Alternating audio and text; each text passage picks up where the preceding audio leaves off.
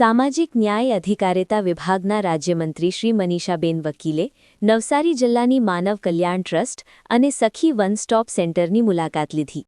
મમતા મંદિરના મૂક બધિર અને મનોદિવ્યાંગ બાળકો સાથે સાંકેતિક ભાષા દ્વારા સંવેદનશીલ સંવાદ સાધ્યો.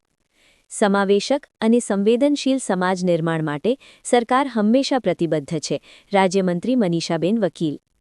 નવસારીના સામાજિક આગેવાનોએ રાજ્યમંત્રી શ્રી મનીષાબેન વકીલનું સ્વાગત કરાયું. મહિલા અને બાળ કલ્યાણ તથા સામાજિક ન્યાય અધિકારિતા વિભાગના રાજ્યમંત્રી શ્રી મનીષાબેન વકીલે માનવ કલ્યાણ ટ્રસ્ટ સંચાલિત મૂક બધિર અને મનોદિવ્યાંગ બાળકોની વિવિધલક્ષી વિદ્યાલયની મુલાકાત લઈ ત્યાં બાળકો માટે અપાતી વિશેષ શિક્ષણ પદ્ધતિઓ તથા સેવાઓ નિહાળી ટ્રસ્ટના સંચાલકો પાસેથી માહિતી મેળવી હતી.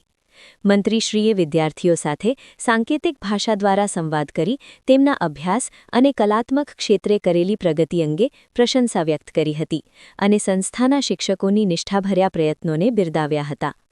વધુમાં મંત્રીશ્રી મનીષાબેન વકીલે તેમણે ઉચ્ચ અભ્યાસ અને કુશળતા વિકાસ દ્વારા ખાસ જરૂરિયાત ધરાવતા વિદ્યાર્થીઓને આત્મવિશ્વાસ અને સ્વાવલંબન તરફ દોરી જવાની કામગીરીની સરાહના કરી હતી.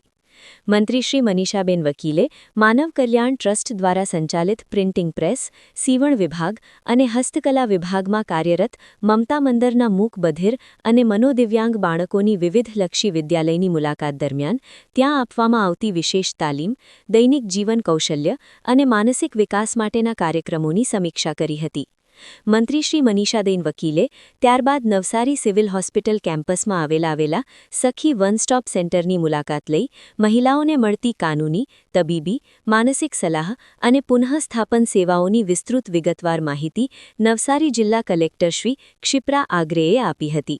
આજે ઘણી આંગણવાડીઓ સાથે સખી વન સ્ટોપ સેન્ટર અને નવસારી ખાતે આવી છું ત્યારે મમતા ફાઉન્ડેશનમાં સ્પેશિયલી ડેફ અને ડમ્બ બાળકો માટે જે કામગીરી આ સંસ્થા કરી રહી છે આટલા વર્ષોથી અને ખૂબ સારી રીતે જેવું એક સામાન્ય વર્ગમાં છોકરાઓ ભણતા હોય એવી જ રીતે ક્લાસરૂમમાં બેસાડીને આ લોકોને શીખવાડવામાં આવે છે અને કાલ માટે તૈયાર કરી રહ્યા છે.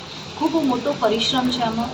દરેકે પોતાના ટીચર્સ પણ પોતાનું જેટલું યોગદાન હોય આપી શકે છે અને બાળકોને તૈયાર કરી રહ્યા છે. આ ભવિષ્ય માટે તૈયાર કરી રહ્યા છે જેથી કરીને આ જે બાળકો છે જે બોલી નથી શકતા કે સાંભળી નથી શકતા એ લોકોને મેઇન સ્ટ્રીમમાં લાવવાનું અને એના માટે ટ્રેનિંગ આપવાનું કામ મમતા ફાઉન્ડેશન કરી રહી છે. ખૂબ ખૂબ અભિનંદન આપું છું. સાથે આજે નવસારી સિવિલ હોસ્પિટલમાં સખી વન સ્ટોપ સેન્ટરનું પણ હું આજે એક પ્રવાસ કરેલો છે અને ત્યાં જે બહેનોને કોઈકના કારણસર છોડી દેવામાં આવેલા હોય કે કંઈક એવો બનાવ બન્યો હોય એમની જિંદગીમાં અને એવા લોકો જ્યારે આ સિવિલ હોસ્પિટલમાં આ સખી વન સ્ટોપ સેન્ટરના યોજના અંતર્ગત રોકાવામાં આવ્યા છે એમને પણ મળવાનું થયું છે.